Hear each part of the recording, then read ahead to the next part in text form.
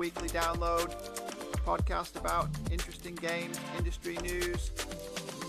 Brought to you by Big Games Machine. Welcome back to the Weekly Download, the Big Games Machine podcast, where we wrap up the week's biggest stories in gaming. I'm your host this week, Alex, as Tom is taking a bit of time off to go hiking, and I'm joined by company co-founder John Ozimek. Hello, everyone. Welcome back. I think this is the first time I've been on a podcast with you, right, John? Yes. Yeah, I think Okay. partly because the chemistry will be so overwhelming, they've kept us apart like two magnets. Or because when people look at it, they're just going to struggle to tell which of us is which. I hope not for your sake.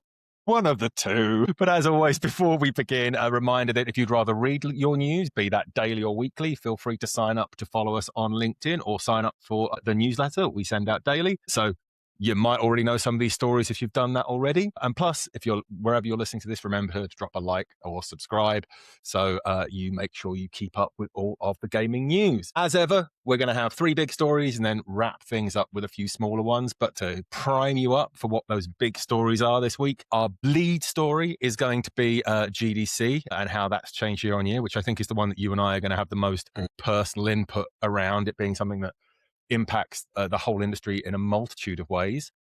Another story that seems to have just been continuing to roll and grow throughout the week, both in terms of tech and PR impact, is the NVIDIA DLSS 5 AI, which is causing a stir. And finally, the Krafton and Unknown Worlds court case has the first part of its decision.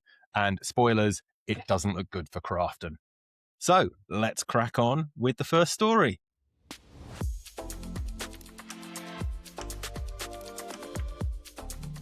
And as said, we're kicking off this week's episode with a bit of inside baseball kind of discussions, which I guess makes sense for a games industry podcast.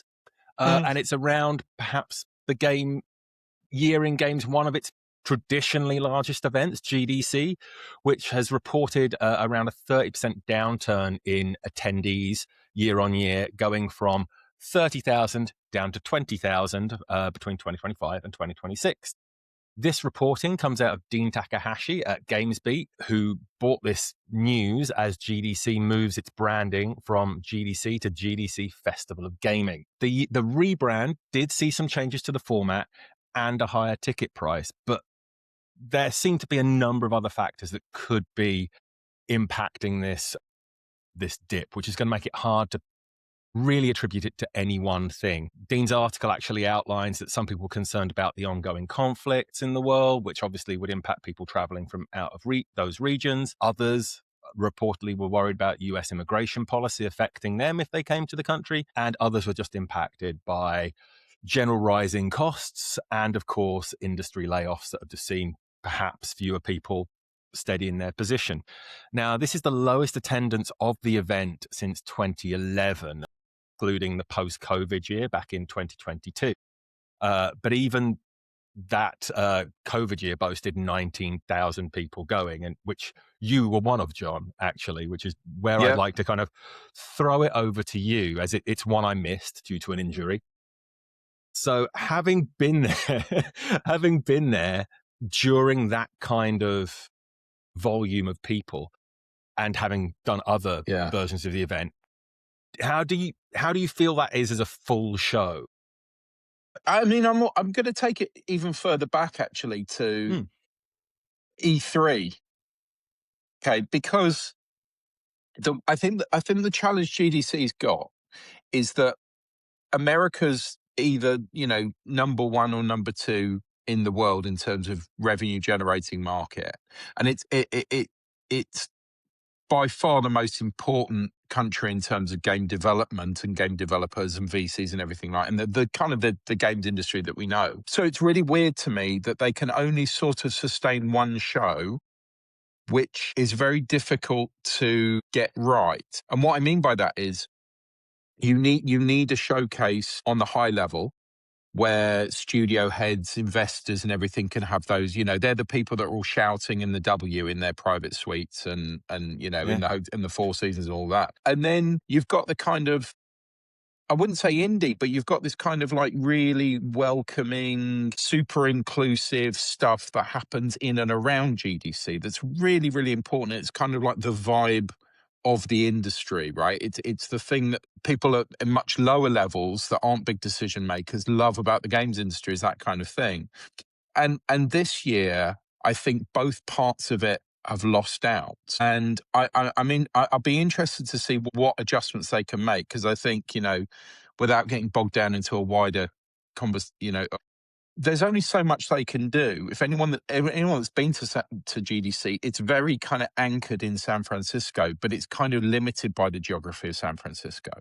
Because as soon as you start getting outside of the center, you're either walking or cabbing to really, really inconvenient places. And that's one of the things they tried to do this year by making it the festival, was to expand it outside the Moscone Center. And I'm not sure how effective that's been. And I mean, even when making those journeys as well, especially for walking, I know that this has been apparently exacerbated post-COVID, and I've certainly seen elements of that, and it was highlighted in the article. While the center of San Francisco is very polished and nice, it doesn't take long to move outside that and to start to feel uncomfortable in the city. As you and I well know, we still remember the year we sort of went out to the movies one night, and then we walked down one road to the left of where we were going to walk down, and it was like, oh, this is a bit dicey, Something and we're changed. like, I'm 6'2" and you're 6'3", and it was like, oh, I'm not sure I'm very comfortable doing this. So yeah, it's not a nice city to go and hang out once the sun goes down. Unless you cab it to a nice bit, which lots of people do. I mean, talking of those satellite events, or however you want to refer to them, I mean, even walking through the center, I remember one time I was like, I'm off to Pocket Gamer down the road, and a little fleet of people kind of said, like, can we come with you? Because I was by far the biggest person making the move. And it wasn't far. It was maybe 400 meters, but it was far enough that they'd much rather go in a gang, which is a strange thing to acknowledge in a city like that. Flip sides of this kind of the shrunken scale of the event, also coming from Dean, is that he seemed to report that it was slightly better for networking. You alluded to like the W and the offsite hotels, which it's a real logjam of people like trying to get up escalators, and you're trying to find one person that through the meeting things, you might just have a letter rather than even a photo of who you're looking for. And it's like, okay, I'm going to guess who might be this name in this route sea of 400 people. So I can imagine that being, quite, at least a little easier over that kind of frenetic. I mean, but this is what I mean by bringing up the example of E3. I mean, for anyone listening to this who ever went to E3, and we're going back quite a long way now. I think I went to E3 in 2005. It was basically a bit like Gamescom in that it was an absolutely enormous booth-driven consumer show. I was there, I think, when they launched Game Boy Advance Color or something, something. Nintendo had a big booth. You could queue up for ages, play stuff. But alongside that, you have all the business meetings. I mean, I remember, and it's always a good story, going to meet Square Enix there, and that was interesting. GDC hasn't got the exhibition bit. And since E3 closed down, the US hasn't had that, which is kind of mad for a market which is so important and so full of consumers and so driven by American IP and brands. And so GDC is really, really important for those high-level meetings, because with the exception of Gamescom, you don't get those American execs traveling very much. So if you want to have those level of conversations, GDC is the place to be. But what it's losing, what it's certainly lost this year, and it lost it last year, was companies investing in the booth space and the exhibitions and the stuff that drives the startups and the smaller companies, And with, for example, Epic used to have a triple space booth, which was a significant chunk of the exhibition hall. That's gone. People have tightened up their budgets. And so it's that side of it. I think the networking is great, but there's got to be more than networking to sustain a really major show where, for a company like us, it costs thousands to send a few people to. So I think that's the challenge. America needs something, and I'm not sure that GDC can tick all the boxes or should tick all the boxes. Yeah, and also while it's, and this is going to come on to the last point here, actually, while it's tied to the Moscone Centre, which is I'm sure it's a multi-year deal. It has to be. The cost, they're going to struggle to bring it down and make it more affordable, or move to a cheaper area, or just be somewhere that's just a bit more manageable. I mean, it's one of the reasons you have all these little, like, I think there were 220 something satellite events kind of around the event this year. Those like dinners and like indie things kind of all going on, and the hotel lobbies on top of that. But yeah, it's like you say, I think what we're seeing is it kind of moving to regional stuff, the really big people putting out their own things digitally now as well. Like, I think part of the reason the booth space is disappearing, at least from a consumer aspect, is like the tree houses and state of plays are taking the place of what would have been keynotes once. And then in region, or in the country rather, you've got like PAX taking it up by different sides of the country and having events there that draw in consumers. So yeah, and gaming's break it out. Gaming's bled into South by Southwest and other shows like that. But exactly. When it comes down to it, is that happening because there isn't an event that meets the exact need and people are just going other places? So South by Southwest is driven because it was where startups and VC money was. And as games became very much important in that field, it became a launch pad for stuff. And you're right. The online experience is a great way for those brands to control something, do it quite cheaply, reach a global audience with no effort. But be careful of what you lose. That's what I'd always say. Yeah. So yeah, as alluded to, it's not going to stop GDC coming back next year. They're already booked in for March 1st to March 5th. Even I think that's the earliest I've ever seen it. So let's see if this new format continues to grow, change, evolve, and if the other factors get a little less impactful, so the actual format can shine in its own way. Yeah. And as I say, I don't see anything out there, but it would be really, I think it's crying out for somebody in the media space maybe to do a consumer-facing event, because I think if there was another thing that grew up in the US, I think people would definitely want to get involved with it. Because as I say, it's the fundamental market for the English-speaking world.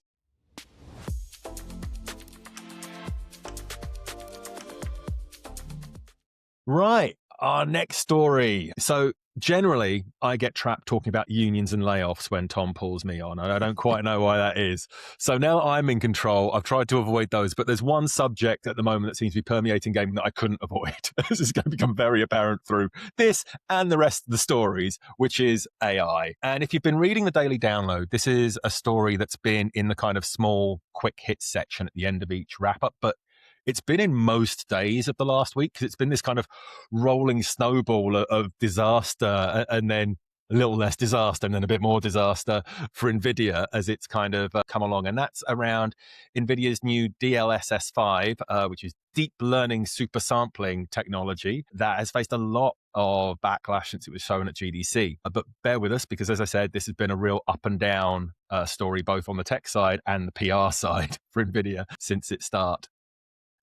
So in the first telling, there was this kind of, the technology was shown to do this kind of AI generative filter is what it was perceived as. And it wasn't just upscaling or frame rate smoothing as NVIDIA's previous AI tech has been used to kind of make games as they are look better. But instead, it was, again, perceived as something that looked like a TikTok filter, post-processing, kind of make you look like something else. But in fact, it was AI that was impacting lighting and material textures just to make it look more photorealistic. But like I say, these first images were very much perceived from the photos as AI slop, which I feel at this point is just something that people are lumping all AI into for the buzzword or SEO of it when it comes to searching. And then also perceived as the yassification, which I don't really know what that means, John. So if you've got any insight on that, I don't know. But I do like saying it. Yeah, I don't do young person speak, as you well know. LOL, yeah. WTF. Yeah, no, this is really interesting. And it's like, if we're talking about PR, this is an absolute massive PR nightmare that I kind of feel a bit sorry for NVIDIA very briefly, and then I don't feel sorry for them. But I think that there's quite a lot going on, and I think fundamentally this was a gaming thing announced within Jensen Huang's very AI-driven keynote. And tonally, if you listen to him actually doing the presentation, you know, it's within the context of I think that his whole keynote's like 2 hours or something. And you know, they are effectively an AI company now, right? They're an AI company that happens to make graphics cards that people can occasionally buy for a lot of money. But they are very, very firmly in the AI space. And if you're in the AI space, you drink the AI Kool-Aid, and therefore this is the best thing ever. Unfortunately, if somebody had really sat down with some gamers who were feeling pretty bruised by the influence of AI and don't really like it, they would have maybe changed their approach to that, the way they announced that. And I don't know if you had a chance to the Digital Foundry piece that then got loads of negative and unbelievably got death threats in the comments, which is the most mental thing ever. You couldn't meet a team of more unoffensive people than Digital Foundry, and then somebody's making a death threat because they liked the demo. And then they did a reaction piece yesterday, which they go into a lot of detail actually about how it works and some really considered stuff about how it doesn't work. And one of the things they were saying, which I think is really a really good point, is by leading on the most kind of shocking is the wrong word, but the most obvious use of DLSS 5, which is on Resident Evil, and the most significant change to a character, they've actually done the thing that pisses people off the most, which is basically, which is where we're getting the AI filter memes from. And actually, when the Digital Foundry guys sort of dig into it, they're saying, you know, much to NVIDIA trying to diffuse the situation and say, well, look, we're using existing vector information, model information and lighting it differently, and then interpolating that with a layer of AI to upscale it.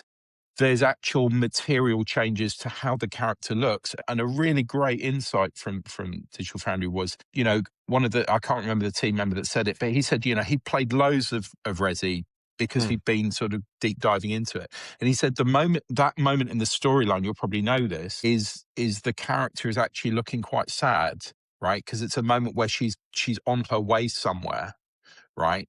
And the upscaling changed her emotional appearance. And that's another thing that was just quite misjudged.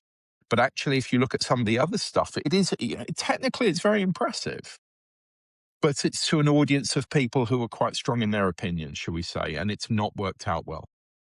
Absolutely. And I think this is something that as part of the rest of the talk and as part of the later reporting, it's kind of come out, is that this isn't something that you're just going to be able to apply as a filter. It just isn't that in any way, shape or form. It will be a tool that's given to the same artists that people are complaining that kind of authorial control will be taken from, or artistic control will be taken from, and they can choose how to apply it to shortcut some of their work on their path to anything. Essentially, how extreme or how subtle or how the effect of the technology is used. Move the slider. Move the realism slider. Exactly.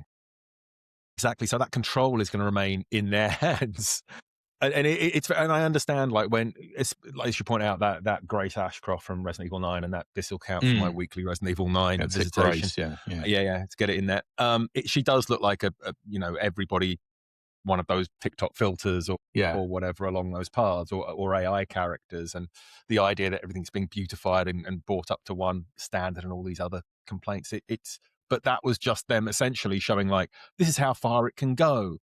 Yes. And then in captured in a single shot, just absolutely, as you say, poorly judged. And then to your point, Alex, and then what happens is also it seems what Digital Foundry is saying, they're saying, look, they got 3 hours hands-on with a bunch of working playable demos plus access to the technical team. But what was put out by NVIDIA were these very short before and after shots. And then what obviously happens is 1,000,001 YouTubers influencers and people with very, very, very strong opinions pore over it and go, this is the worst thing ever because the upscaling on Virgil van Dijk's football shirt isn't physically correct or whatever, right? Therefore, burn it all. Because you're taking it out of context, and you're not.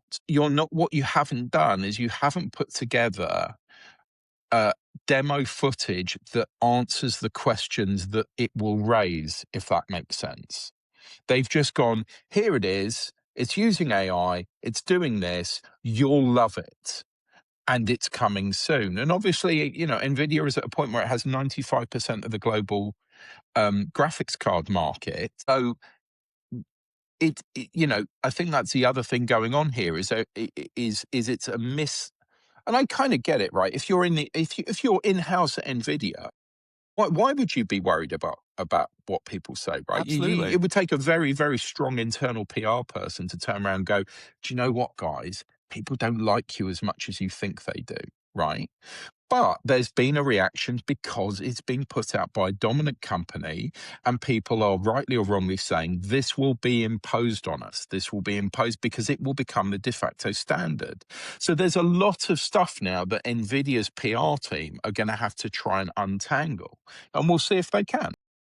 I think the other thing that they're jumping into, and I haven't put this in my notes, sadly, I think you need at least a 560 to kind of start utilizing the technology at all, their graphics card. And of course, with graphics cards going up, that might to even use it, you've then got to essentially their feet an Ouroboros of expenditure. Well, at the moment, so that demo is running where one graphics card is handling the lighting, and then the other is handling the neural AI or whatever they're calling it, right? So you're effectively running with, what's it, $7,500 worth of graphics cards in that.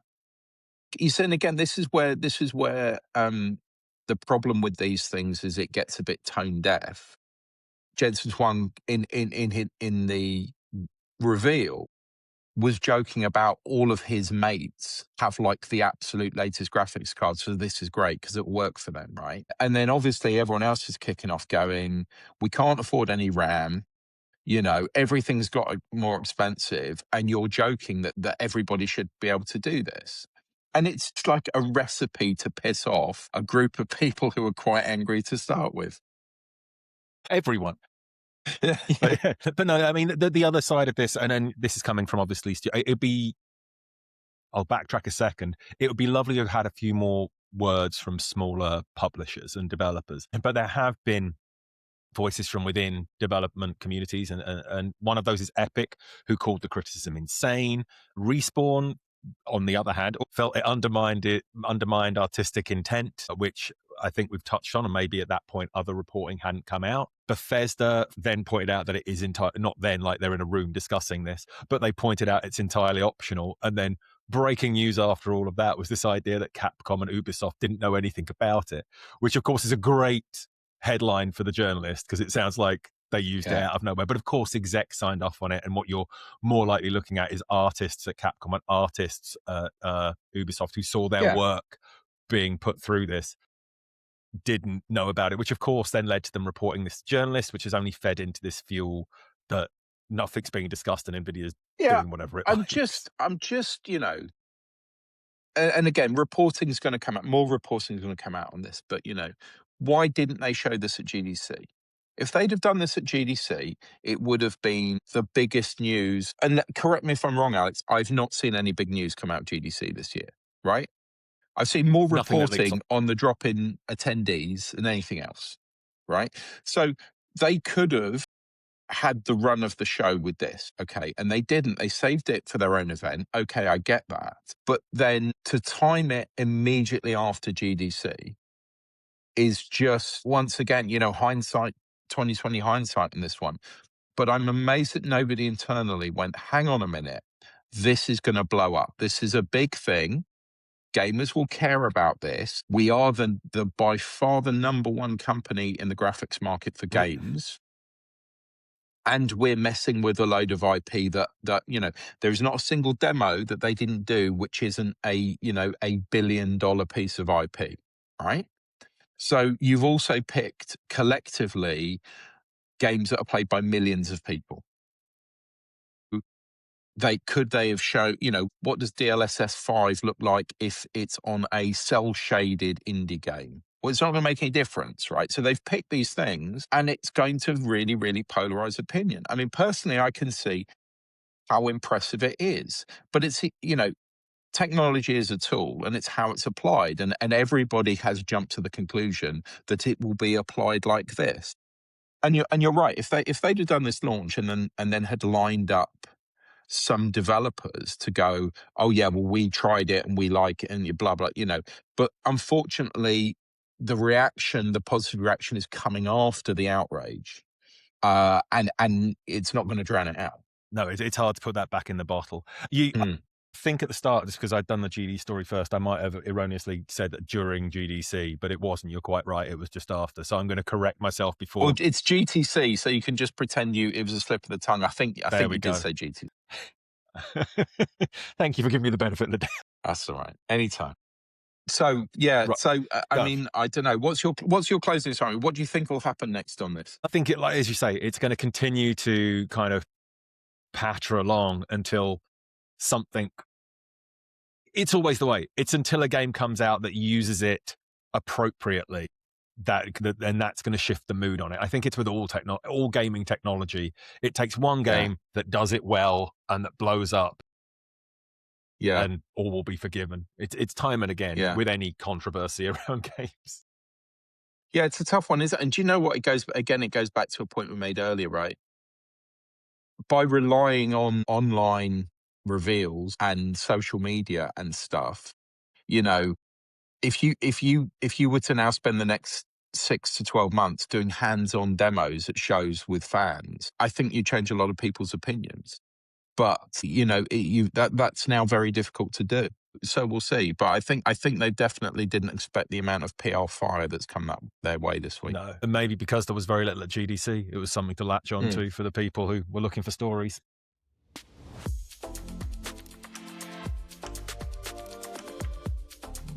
Okay, our final story this week. I'm going to read this more carefully than the others because it's a legal thing, and I don't want to, not our legal thing, but at the same time, I don't want to misrepresent what's been going on with this. But this story is about Unknown World's legal victory against Krafton, as reported in the video This Week in Video Games. They described it as a bombshell legal victory for the developers of Subnautica against their parent company, Krafton. And now you may remember this from around this time last year when Unknown World CEO Ted Gill was fired by Krafton, which feels bad enough, but then the claims kind of bubbled up that it was around that period in the next few months, if they delivered on things, that Krafton would have had to pay out £250 million to the studio for meeting their targets as agreed in the original purchase. Now the Delaware judge has ruled that Krafton breached its purchase agreement of Unknown Worlds, with the leadership citing the leadership firing as being without valid cause and ordering Ted Gill to be reinstated as CEO. The judge also agreed that the massive earn-out performance bonus for Subnautica 2 was the underlying cause of Krafton's actions, and it characterized the internal justifications for the firing as newly manufactured and pre-textual. You can see why I'm reading this very closely. These are words that are not in my common vocabulary. Anyway, the bottom line is that Ted Gill is now back in control of Unknown Worlds and Subnautica 2, and is likely going to have to make up for the harm done by this and start rehiring any other members of the team that were let go, assuming they haven't moved on or got something else that's going to tie them up beyond that. And this is all in the shadow of the next phase of the court, what's going on in the court, which will decide on the financial recompense that may come. Yeah, that's right. This. They haven't decided if there's any compensation due yet, have they? Yes, I assume at least a year's lost earnings and possibly that £250 million payout that they were promised. But is going to be somewhere. Correct me if I'm wrong, though. Didn't the judge leave it so? Because the performance bonus was based on them chipping it into early access by a certain deadline. Was it early access? Yes. Early access, yeah, right. It was performance in terms of earnings, but the early access is going to push them towards that number really quickly. Because I think it included updates and other sales going on. It was purely, as I recall, because that wasn't in the story. It still remains the most wishlisted game on Steam. So that was, I think that was part of it, was that the suggestion that he was got rid of because of not meeting goals was like, well, actually the potential, there's every chance it hits the goals and stuff. I just think as soon as I read that, I was trying to imagine what the next exec meeting would be like.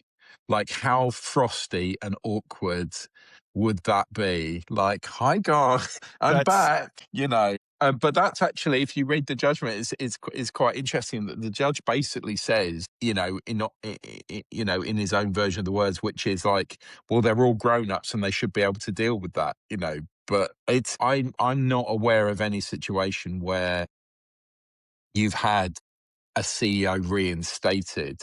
I think maybe that they were angling at, well, give us the compensation and call it quits. But to say, oh no, you've got your job back, is like, let's see what happens. I will say, and I was actually part of what I was kind of gearing up for the question, because Andy Chalk had this amazing quote from Krafton, which was, we're looking forward to working with Ted Gill to support a true transition back to a successful launch. He's so gritted, they're shattering. I know. It's like, but what I will say is that it probably will help the successful launch. I think like whatever's happened in the year, continued development, whatever, I think this is going to, people that might have been like, we're not going to buy it at launch, we'll wait, get it on sale, whatever, are probably going to come in to support the fact Ted's back in charge. I'm calling him Ted Gill. Like, I don't know the man. Yeah. But yeah, absolutely. Like, you can't imagine that being a friendly work environment for anyone. Gamers love an underdog. We love an underdog. And we're British, Take so on do we. the underdog. Yeah. No, I agree with you, and it's just, I think in a period of lots and lots of layoffs, this seemed a really shitty one. Yes. And that's not even to comment on how bonkers it is to have a performance bonus like that. I mean, that's just nuts. But somebody agreed to it, and so to deliberately, according to the judgment, get rid of people so you don't have to pay it to people is like that. It's just sorry, phone fell over. Yeah, if that wasn't clear, John's recording from his phone. Yeah, exactly. Yeah, I think it's a nice outcome, but I don't see it. Let's see if they can live happily ever after. Absolutely. Now I'm going to drop a marker there, but I'm also going just to add this in as a possible bonus. Possible bonus. The part of the court filing that was that Krafton CEO Cheng Kim used ChatGPT to help him brainstorm reasons to let Ted Gill go. Yeah. That's right. Yeah, they got that in Discovery, didn't they? Yeah. And the best part of it was even the AI was like, this could impact product quality and fan trust. You're like, okay, you're still going to go ahead with it. Fair enough. The ChatGPT, possibly coming in with the best advice there for once, and then being ignored, which feels like the wrong way round. Well, you know, they're always saying people should use AI more. Absolutely.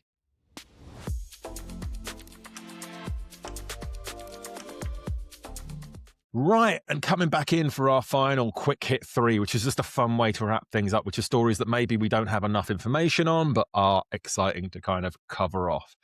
The first is that Saudi Arabian investment firm Electronic Gaming Development Company, or EGDC, has just purchased a 5.03% stake in Capcom after acquiring, this is a big number, 26,788,500 shares, which is not to be confused with the PIF's 5% stake that they already held in region by Capcom, or by the country rather than in region. It's just one country, which I think all of this kind of demonstrates how serious Saudi Arabia and MENA in general are about moving into gaming and in putting their investment behind it, both at the state level and do you think they added that extra 0.3% over the 5 so they'd have more than the PIF? Ooh.